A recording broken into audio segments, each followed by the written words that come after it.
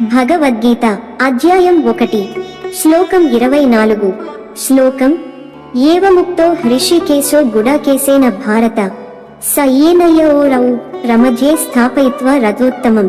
ఇది మనకు ఒక గొప్ప బోధన. మనం ఎదిరించేది వ్యక్తుల్ని కాదు, వారి చింతనను, వారి బుద్ధిని, దుర్బుద్ధిని. అది మారితే వ్యక్తి మారుతాడు. కాబట్టి హింస కాదు, విజ్ఞానం మార్గమే ధర్మం. అతడు ఆజ్ఞ పాటించాడు. రథమును నెమ్మదిగా ముందుకు తీసుకెళ్లి 2 సైన్యాల మధ్యన నిలిపాడు. ఇక్కడ మొదలయ్యే సన్నాటే గీతా ప్రవచనానికి ఆహ్వానం. భావార్థం: ఈ శ్లోకంలో కృష్ణుడు అర్జునుడి విన్నపాన్ని అంగీకరిస్తాడు. హృషికేశ అంటే ఇంద్రియాలను నియంత్రించగలవాడు.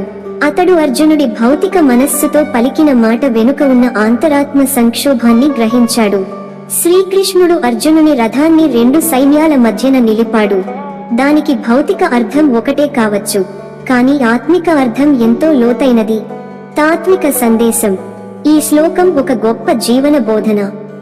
మన జీవితంలో కూడా 2 భావాల మధ్య నిలబడతాము.